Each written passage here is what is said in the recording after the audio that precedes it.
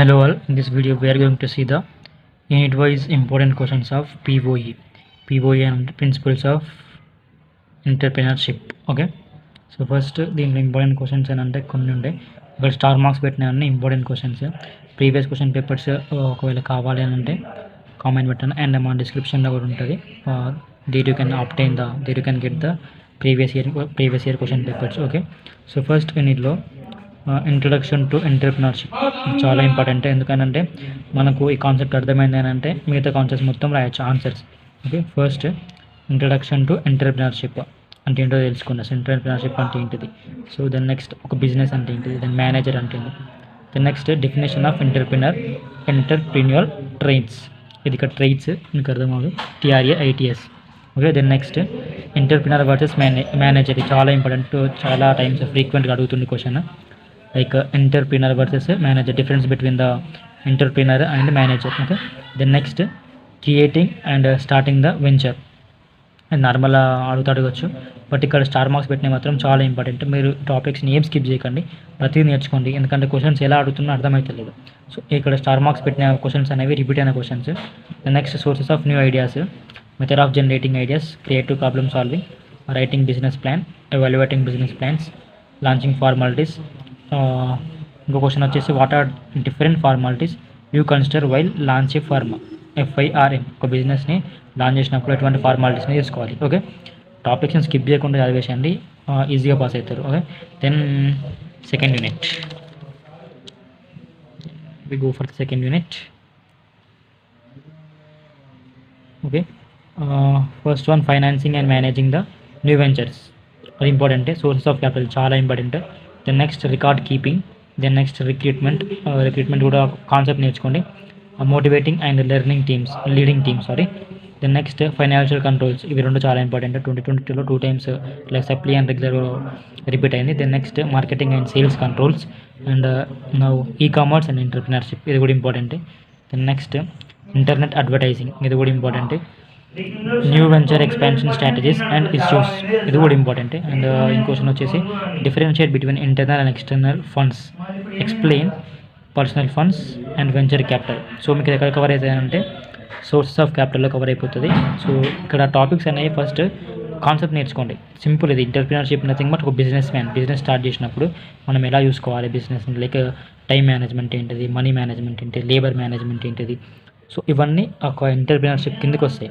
So first concept నేర్చుకుంటే మీ own వర్డ్స్లో రాసుకోవచ్చు. Okay, then next go for the unit 3. Okay, and industrial financial support. Unit 3లో పెద్ద topics ఉంటాయి, కొన్ని యాక్ట్స్ ఉంటాయి, అవి important.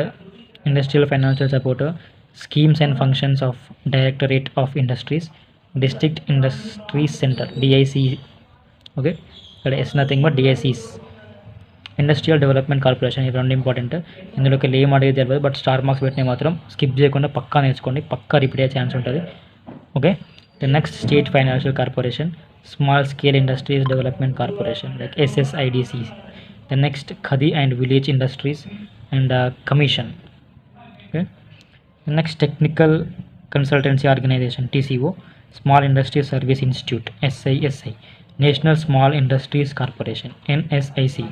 Small industries development bank of India, ఇది చాలా ఇంపార్టెంట్. SIDBI, ఇది చాలా టైమ్స్ రిపీట్ అయింది క్వశ్చన్. ఇంకా స్టార్ మార్క్స్ పెట్టినా స్కిప్ చేయకుండా చదివితే మీరు పక్కా పాస్ అయ్యే ఛాన్స్ ఉంటుంది. పాస్ కాదు, ఎక్కువనే మార్క్స్ వస్తాయి. Then next go for the unit 4. Okay, principles and marketing management. So దీనిలో ఇంపార్టెంట్ క్వశ్చన్ వచ్చేసి thrust areas of production management, ఇది కూడా చాలా టైమ్స్ రిపీట్ అవ్వడం జరిగింది. Then next selection of production techniques, plant utilization and maintenance, designing work place, inventory control. Inventory కంట్రోల్లో కొన్ని techniques and methods ఉంటాయి, అవి కూడా మీకు నార్మల్గా ఇన్వెంటరీ కంట్రోల్ టాపిక్ నేర్చుకుంటే దాంట్లో కవర్ అయిపోతే ఆ మెథడ్స్ రాయొచ్చు. అడుగుతుంది ఇట్లా డిఫరెంట్ క్వశ్చన్స్ కూడా. Material handling and quality control, marketing functions, market segmentation, market research and channels of distribution, sales promotion and product pricing. మీకు నార్మల్గా సింపుల్గా అర్థమవుతుంది ఏంటంటే అసలు మార్కెటింగ్ అంటే ఏంటి. ఫస్ట్ బిజినెస్ పెట్టినప్పుడు మనం మార్కెటింగ్ చేసుకుంటాం కదా, మార్కెటింగ్ నథింగ్ బట్ ప్రమోషన్ అనమాట. సో మనం పెట్టిన బిజినెస్ని ప్రమోషన్ చేయాలి. ఎట్లా ప్రమోషన్ చేయాలి, లైక్ ప్రొడక్షన్ మేనేజ్మెంట్ ఇది నథింగ్ బట్ ఇన్వెస్టింగ్ అనమాట. సో ఇక్కడ మార్కెటింగ్ మేనేజ్మెంట్ 4th యూనిట్లో మొత్తం ఉంటుంది.